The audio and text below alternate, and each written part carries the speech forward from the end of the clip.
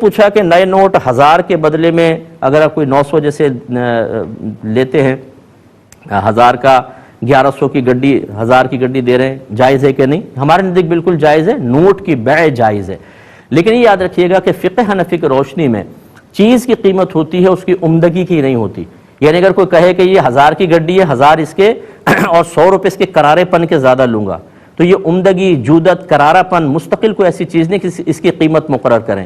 بیچنے والے کو چاہیے وہ کہے کہ یہ 1000 کی گڈی ہے، میں 1100 میں بیچوں گا، آپ کہیں ٹھیک ہے۔ بہن نے بڑے بھولے پن سے کہا، بعض اوقات بچے کے جو فیڈر میں دودھ ہوتا ہے وہ گرم ہے یا صحیح ہے، اس کو چیک کرنے کے لیے انگلی ڈال دیتے ہیں تو مستعمل تو نہیں ہو جاتا۔ میری پیاری بہن، مستعمل کا تعلق صرف پانی کے ساتھ ہے، یاد رکھیں، اور کسی لکوڈ کے ساتھ نہیں ہوتا۔ وہ اس لیے ہوتا ہے کہ اس سے طہارت حاصل کرنی ہوتی ہے، ہمیں ایک ایسی نجاست کو دور کرنا ہوتا ہے جو ہمیں نظر نہیں آتی، جس کو نجاست حکمیہ کہتے ہیں۔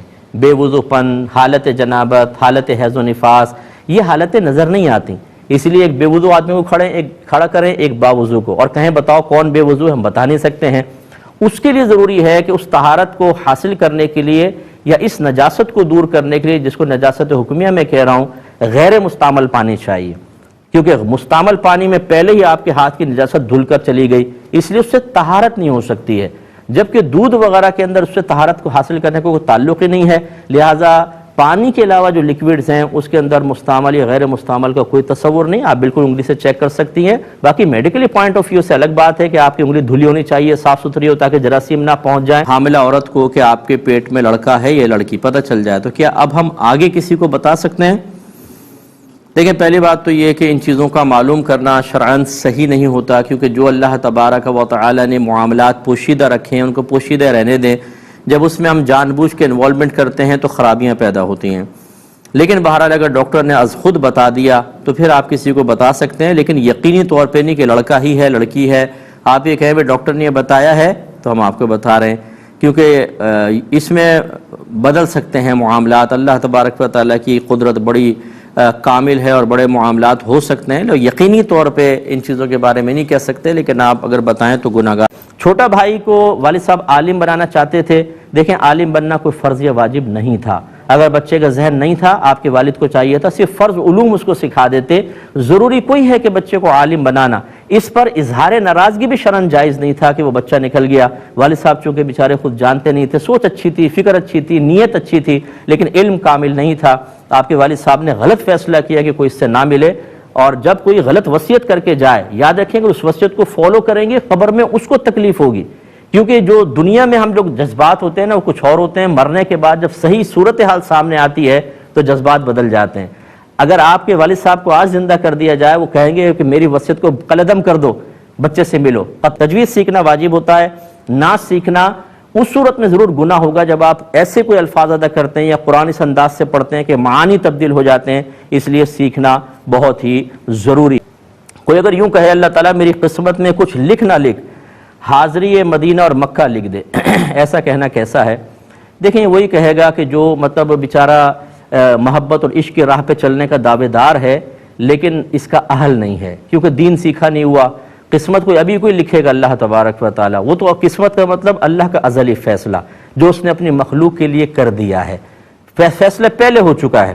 اب وہ کہہ رہا ہے کہ اللہ تعالیٰ تو لکھ دے، میری چاہے اور کچھ نہ لکھ، یہ لکھ دے، یعنی اللہ تعالیٰ معاذ اللہ ثم معاذ اللہ فرشتوں کو قلم دے کے بٹھایا ہوا ہے، آپ یہ دعا کریں گے تو اللہ تعالیٰ فرمائے گا چلو اچھا مدینہ مانگ رہے، اس کی حاضری لکھ دو، فلاں چیز کاٹ دو اس کی، یوں ہوگا؟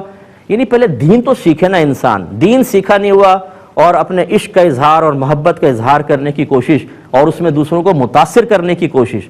ہم جیسے لوگ تو پھر مطلب ہنستے ہی ہیں ایسے لوگوں کے اوپر، یہ اور ایسے وہ نعت خوان ہوتے ہیں، یہ نعت گو شاعر جو ہوتے ہیں اکثر یہ غیر عالم ہوتے ہیں، انہیں نہ عقیدے کا پتہ ہوتا ہے نہ کچھ ہوتا ہے۔ کوئی ناراض نہ ہو اور اس کو شعر میں ڈھال دیں گے اپنے جذبات کو، اور لوگوں میں نعت خوان اس کو اچھے انداز سے پڑھ کر لوگ سمجھتے ہیں یہ عقیدہ ہے، وہ اس کو عقیدے کے طور پہ اختیار کرتے ہیں، اور اتنی گمراہی عام ہوتی ہے جس کو کوئی انتہا نہیں۔ اور ہمارے معاشرے میں یا ہمارے مذہبی حلقے میں بھی کوئی سٹینڈرڈ نہیں ہے، کوئی معیار نہیں ہے کہ بھئی اگر نعت لکھو پہلے ہمیں چیک کرواؤ گے، اس کے بعد پبلک کے اندر پڑھ سکتے ہیں، اگر کوئی شرعی اس میں غلطی ہوگی تو ہم۔ اور نعت گو شاعر جو ہوتا ہے وہ ایسا آسمان پہ پہنچ چکا ہوتا ہے، دو نعتیں مشہور ہو جائیں اس کے بعد کسی عالم کو چیک کروانا اس کے لیے تو بہت بڑی ذلت اور بے عزتی کی بات ہے۔ اگر کوئی کہہ بھی دے جا رہا چیک کروا لو کسی عالم کو، یوں دیکھیں گے گھور کے، کہ مجھے کہہ دیا تم نے، تو اسی سے پھر گمراہی عام ہوتی ہے۔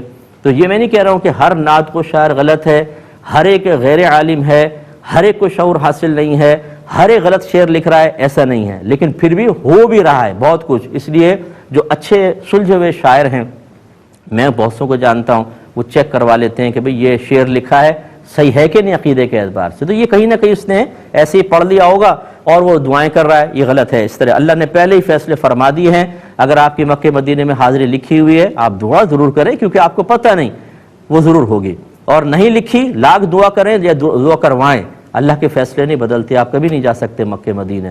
لہٰذا یہ کہنا جی قسمت میں لکھ نہ لکھ، یہ لکھ دے، قسمت آپ کی لکھی جا چکی ہے۔ میرے آقا صلی اللہ علیہ وسلم فرماتے ہیں کہ اللہ تبارک و تعالیٰ نے مخلوق کی پیدائش سے 50,000 سال پہلے ان کی تقدیریں لکھوا دی تھیں، یعنی لوح محفوظ پہ 50,000 سال پہلے ہماری مخلوق کو پیدا ہونے سے پہلے سب کچھ لکھا جا چکا ہے۔